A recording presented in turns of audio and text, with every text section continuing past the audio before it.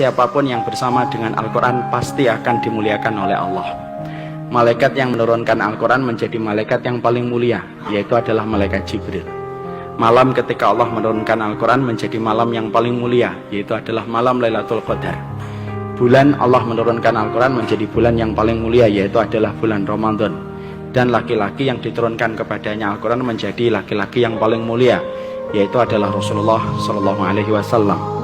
Dan disitulah akhirnya kita mendapati bahwasanya siapapun yang ingin meraih dan memperoleh kemuliaan itu cuma satu, bagaimana kehidupannya dibersamakan dengan Al-Quran. Karena siapapun yang bersama dengan Al-Quran pasti akan mulia. Dan Al-Quran itu merupakan mukjizat terbesar yang Allah turunkan pada kehidupan manusia.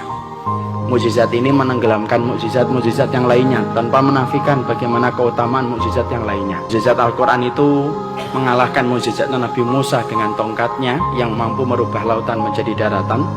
Mukjizat Al-Quran itu mampu mengalahkan mukjizatnya Nabi Sulaiman yang mampu berbicara dengan semua binatang, dan mampu mengalahkan mukjizatnya Nabi Ibrahim yang kebal ketika dibakar. Karena semua mukjizat para nabi dan mukjizat para rasul itu hilang bersama dengan wafatnya mereka. Adapun mukjizat Nabi Muhammad, walaupun dulu saya ketika waktu kecil suka bingung kenapa mukjizatnya Rasulullah itu hanya Al-Quran, tapi ternyata baru saya tahu, ternyata Al-Quran itu bukan hanya mukjizat, tapi mukjizat yang paling besar. Karena mukjizat para nabi dan para rasul itu hilang seiring dengan wafatnya mereka, tetapi mukjizatnya Nabi Muhammad itu tidak hilang walaupun Rasulullah sudah meninggal dunia. Efektivitasnya itu tetap berlangsung mukjizat itu sampai nanti matahari terbit dari arah barat. Makanya dari situlah kita akhirnya mengetahui siapapun yang ingin membangun kemuliaan itu dimulai dari Al-Quran yang ditanam di dalam dadanya.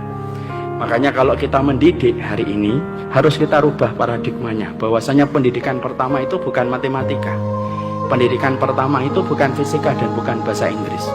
Tapi bagi kaum yang beriman kepada hari akhir, ketika telah mengimani semua perkataan Rasulullah, pendidikan pertama dalam kehidupan anak itu adalah Al-Quran.